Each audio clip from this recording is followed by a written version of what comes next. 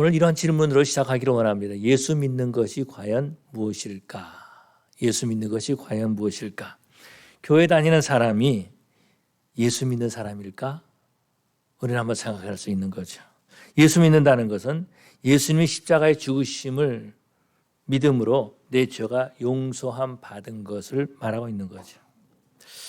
용서함 받았다는 것은 어떤 것일까라는 겁니다.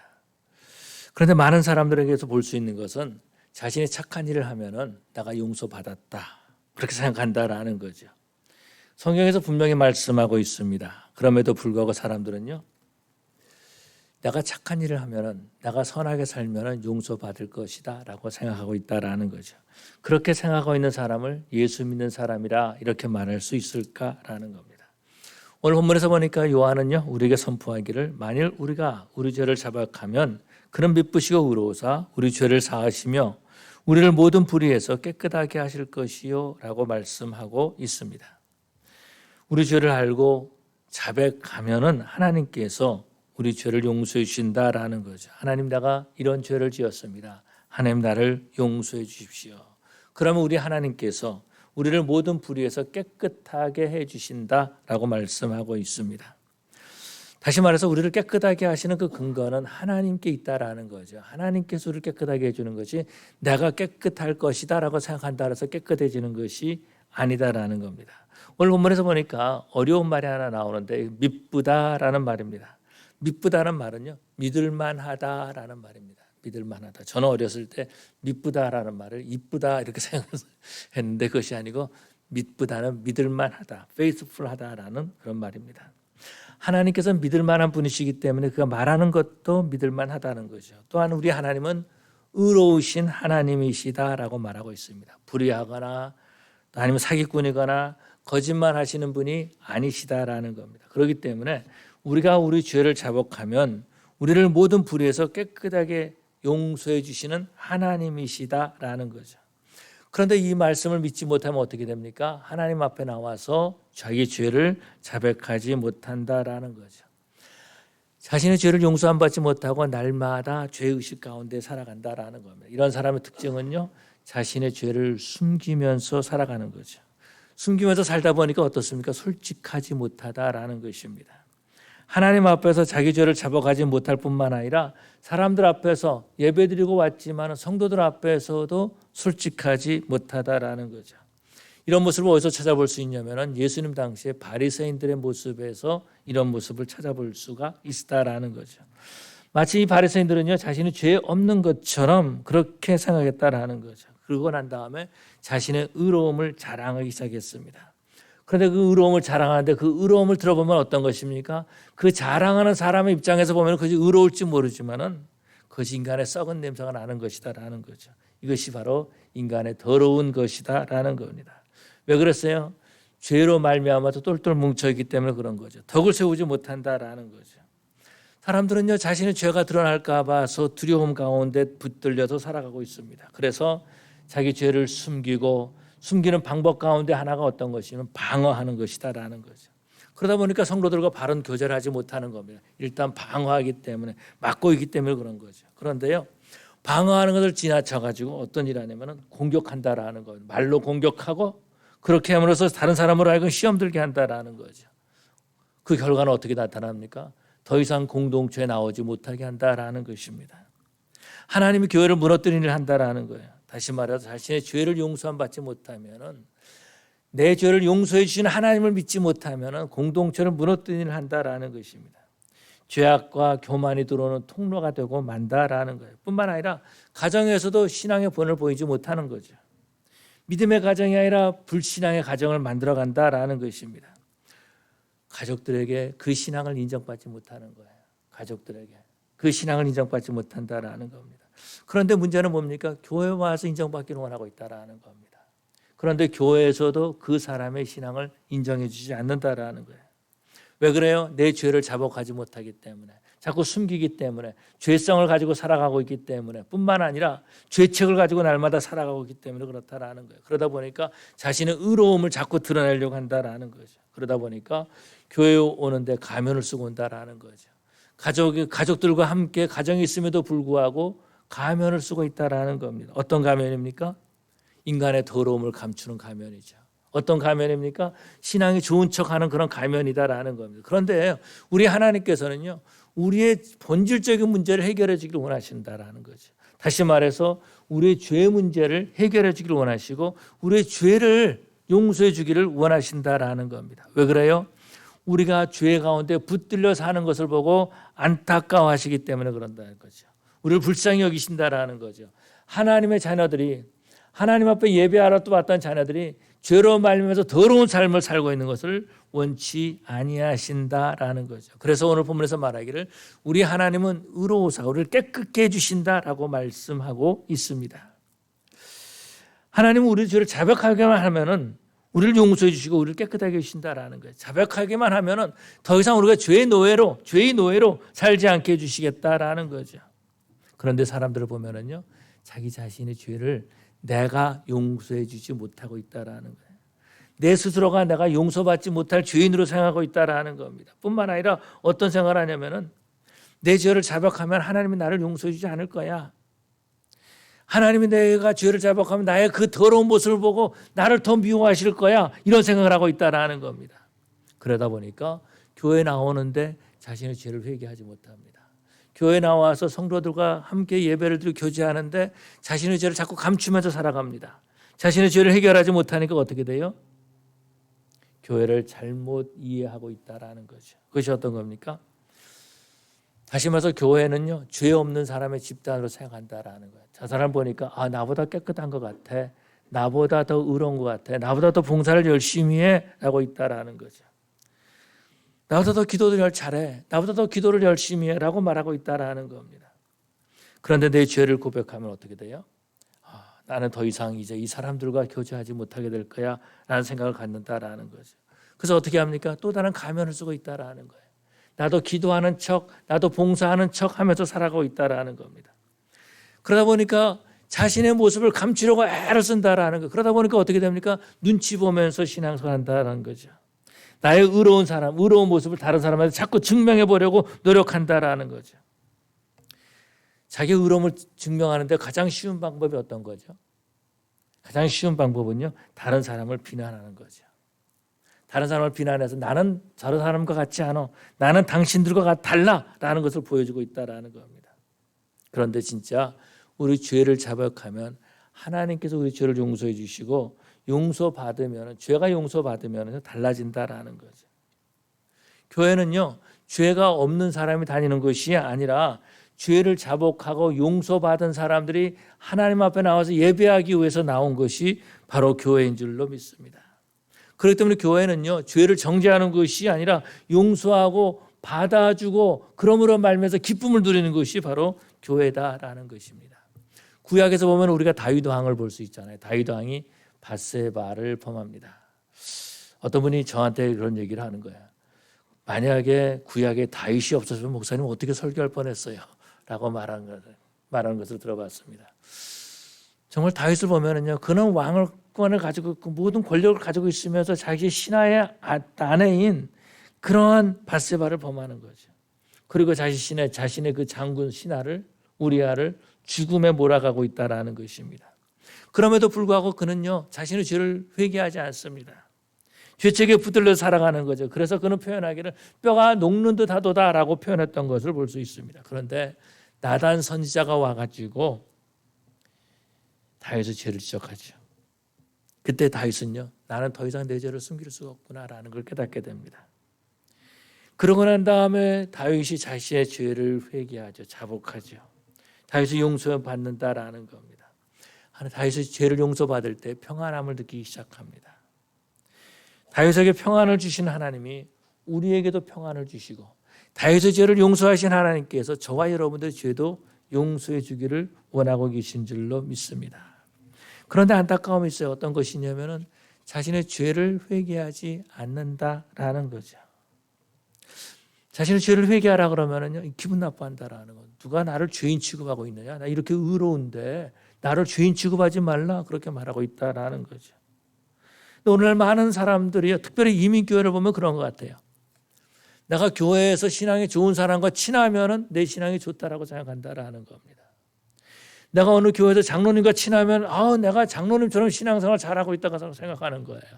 내가 목사하고 친하면 내 신앙이 목사처럼 그렇게 신앙이 좋다라고 생각한다라는 겁니다. 근데 알아야 될 것이 하나 있어요. 목사는 강단에서 하나님의 말씀을 선포하지만 내려가면 여러분과 똑같은 사람이다라는 것입니다. 목사와 친하다 그래서 장로와 친하다 그래서 하나님과 친하는 것이 아니다라는 거죠. 하나님을 모르고도 신앙생활 잘하는 성도와 친해질 수 있어요. 그러다 보니까 어떻게 됩니까? 하나님을 모르는 거죠. 하나님의 말씀을 읽지 않고 하나님의 말씀을 모르면서 살아간다라는 겁니다. 하나님을 모르면서 신앙생활을 하고 있다라는 거예요. 하나님을 모르면서 주일날 와서 앉아 있다라는 것입니다. 하나님을 알려고도 하지 않아요. 그러다 보니까 어떻게 됩니까? 날마다 죄에 붙들려서 살아간다라는 거죠. 그렇지만 교회에 나오는 것은 하나님 앞에 예배하기 위해서 나오는 거죠. 사람의 말이 아니라 하나님의 말씀을 듣기 위해서 저 여러분들이 이 자리에 나온 줄로 믿습니다. 하나님의 약속을 붙잡고 하나님 내 죄를 용서해 주시옵소서라고 기도하는 거죠. 하나님의 약속을 붙들고 우리 하나님께서 죄를 만일 우리가 우리 죄를 자백하면 하나님께서 모든 불의에서 깨끗하게 하신다고 하셨습니다. 주님 내가 이런 죄를 지었습니다. 나를 용서해 주십시오라고 했을 때에 하나님이 우리의 죄를 용서해 주시고 하나님이 우리 가운데 평안함을 주시는 줄로 믿습니다. 더 이상 거짓된 삶을 살 필요가 없는 거죠. 죄를 회개하면은요, 더 이상 거짓된 삶을 살 필요가 없다라는 겁니다. 자신의 죄를 하나님 앞에 자복하면은요, 더 이상 가면을 쓰고 신앙생활할 필요가 없다라는 거예요. 더 이상 사기꾼 같이 이렇게 살 필요가 없다라는 것입니다. 진실이 회복되면 가정에 평안이 오는 거죠. 진실이 회복되면 가정에 평안이 오는 것입니다. 그런데 자꾸 가면을 쓰고 있으면은요, 평안이 사라지고 만다라는 것입니다. 가면을 쓰고 가족들과 대화를 하게 되면은 그 대화에 진실이 없는 거죠. 그렇지만 가면을 벗고 대화를 하게 되면은 그 가운데 진실이 있다라는 거죠. 가족 가운데 가정에 하나님의 평강이 흐르게 되는 줄로 믿습니다. 오늘 우리가 죄 용서에 대한 확신의 말씀을 나누는데 이 말씀을 내 옆에 사람에 주는 말씀이야, 내 아내에게 주는 말씀이야, 내 남편에게 주는 말씀이야, 내 자식에게 주는 말씀이야, 그렇게 말씀 받지 마시고 오늘 이 말씀을 하나님이 나에게 주신 말씀이야 라고 받으시기를 바랍니다. 우리 하나님은 나에게 평안을 주시고 내 죄를 용서해 주기를 원하시고 하나님은 내가 형통하기를 원하시는 하나님이신 줄로 믿습니다. 그래서 저와 여러분들을 오늘 이 자리에 불러주신 줄로 믿습니다. 그렇다면 우리가 어떻게 됩니까? 먼저 자백한다는 것이 뭔지 알아야 돼요. 여기 자백에는 두 가지가 볼 수 있는데요.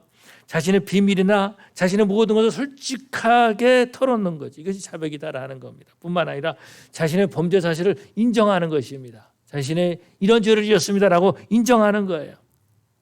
그런데 사람들은요, 자신의 비밀을 가지고 말하지 못하고 있다라는 겁니다. 왜 그래요?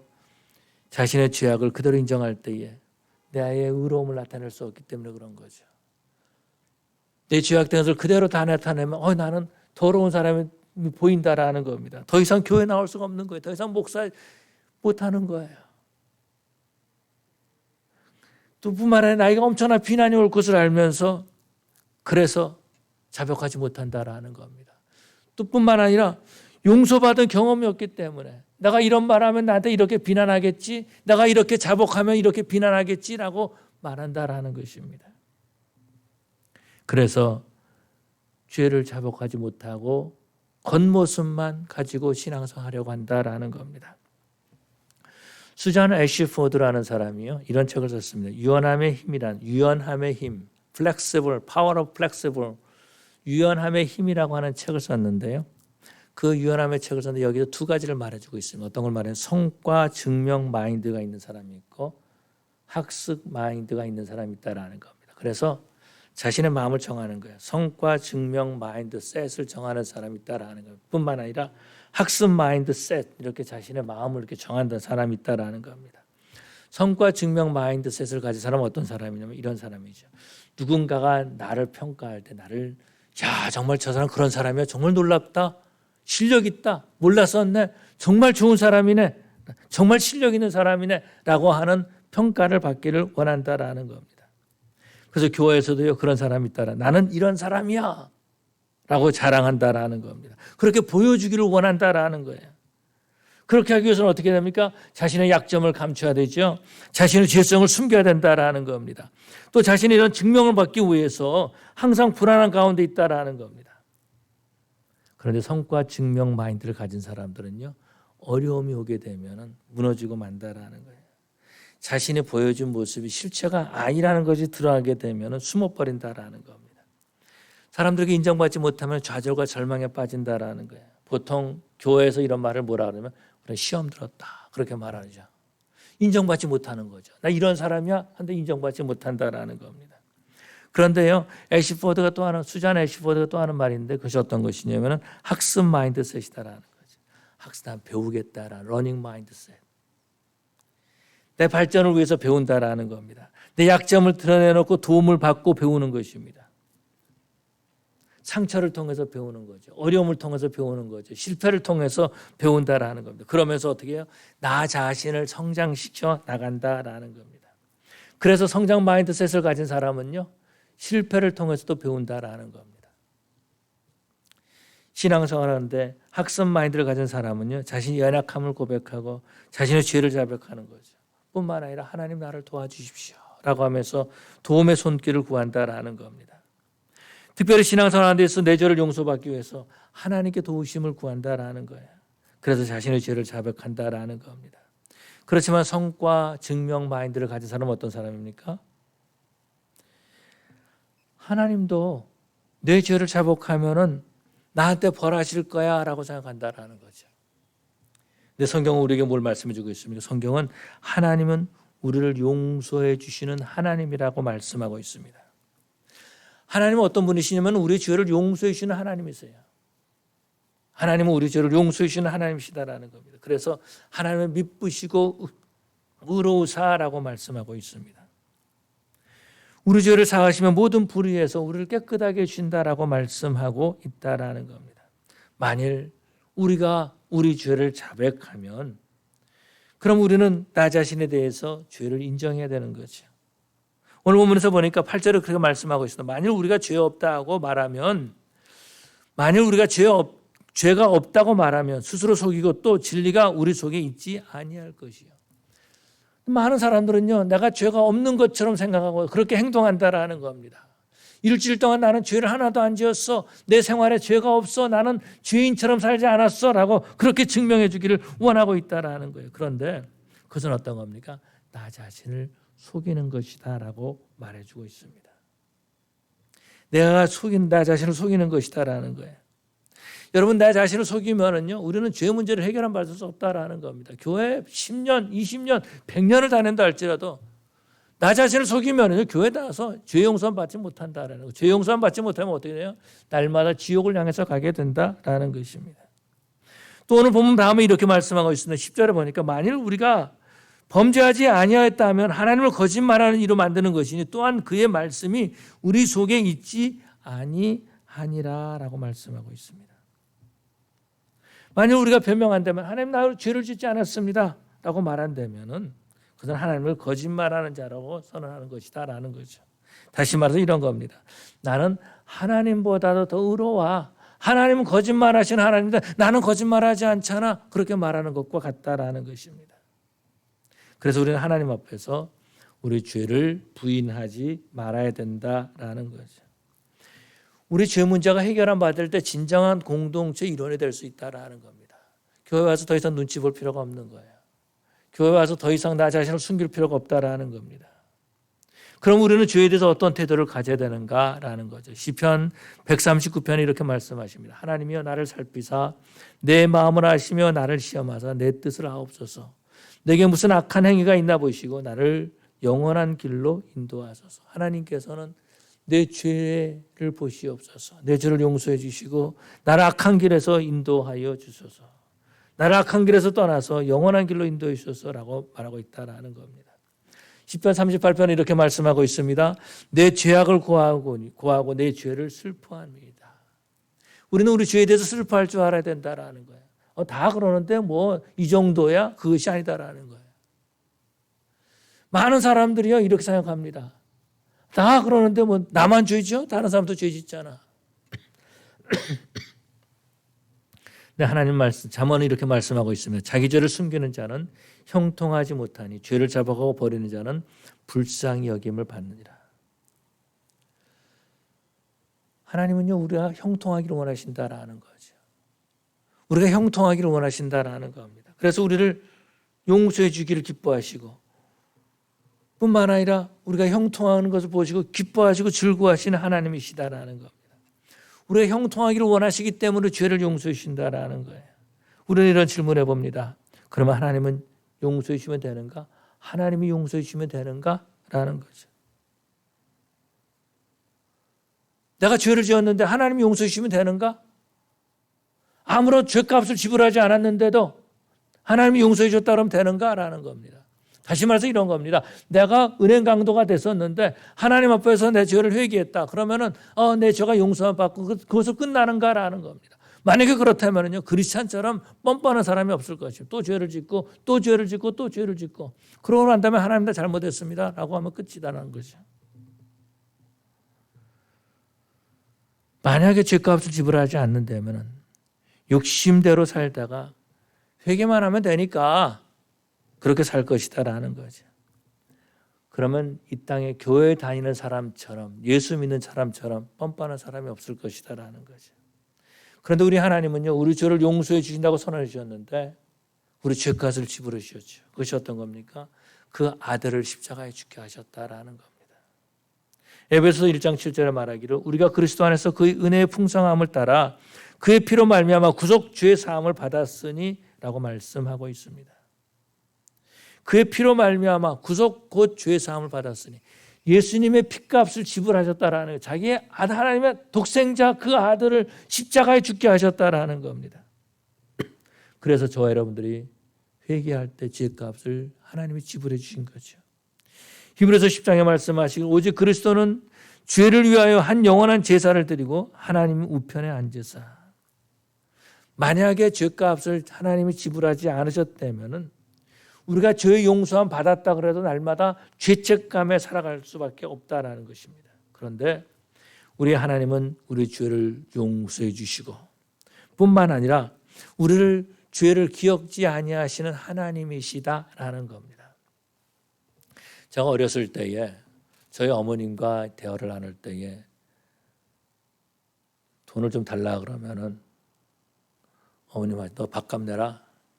너 지금까지 재워줬으니까 집값 내라. 그렇게 말씀하신다라는. 어머니 가끔 그런 얘기 하세요. 내가 그때 어머니께 맡긴 돈 있잖아요. 그거 좀 주세요라고 말하면 너 밥값 내라, 집값 내라, 또 뭐 옷값 내라 무슨 자꾸 그러신다라는 거예요. 근데 우리 하나님은요, 우리 죄를 용서해 주고 다시 끄집어내시는 분이 아니시다라는 겁니다. 다시 끄집어내가지고 너 내가 용서해 주는데 그 진짜 너 그때 내가 너 용서해 줬잖아. 그렇게 말씀하지 아니하신다라는 거예요. 그러고 난 다음에 내가 너한테 너 또 얼마나 더 많은 걸 줬냐 이렇게 말씀하지 않으신다라는 겁니다. 그래서 교회라고 하는 예수 공동체에 온 사람들은 어떤 사람들이냐? 죄 용서함 받은 사람들인 줄로 믿습니다. 다시 말해서 죄가 얼마나 무서운지 아는 사람들이다라는 거예요. 죄가 무서운지 알기 때문에 죄에 끌려가는 것이 얼마나 악한 것인지 얼마나 나쁜 것인지 알고 있다라는 겁니다. 그래서 공동체 안에서는요, 비난하거나 용서하지 못하는 사람이 없습니다. 왜냐하면 내가 바로 그런 사람이기 때문에 그런 거죠. 오히려 격려하고 위로하고 뿐만 아니라 덕을 세우는 사람이 되는 거죠. 에베소 4장이 이렇게 말씀하고 있습니다. 서로 인자하게 하며 불쌍히 여기며 서로 용서하기를 하나님이 그리스도 안에서 너희를 용서하신 같이 하라라고 말씀하고 있습니다. 여러분, 누군가를 용서해 줄 수 있는 것, 그것이 바로 그리스도를 닮아가는 것인 줄로 믿습니다. 뿐만 아니라 그 용서함을 수 있는 것은 내 자신을 볼 수 있다라. 나도 옛날에 그랬었는데. 근데 놀라운 것은요, 내가 죄 용서함 받으면은 내 육체도 변화되는 것 같아요. 제 경험을 보니까 그런 것 같습니다. 내가 죄 용서함 받으니까 눈에 보이지 않았던 것들을 보이기 시작한다라는 겁니다. 마치 내 눈에 비늘이 떨어진 것처럼 그런 느낌이 있어요. 전에 보이지 않았던 것이 보이는 거예요. 예수 믿지 않고 용서받지 못한 사람들은 불쌍히 여기는 거죠. 예수를 믿지 않는 사람을 보면 불쌍히 여기는 마음을 갖는다라는 겁니다. 뿐만 아니라 다른 사람들 만나면 사랑스러운 거예요. 사람들 만나면 사랑스러운다라는 것입니다. 또 뿐만 아니라 온 우주 만물이 새롭게 보인다라는 겁니다. 오늘 이 나무가 있었나? 오늘 참 하늘이 정말 맑다. 그런 느낌을 갖는다라는 거죠.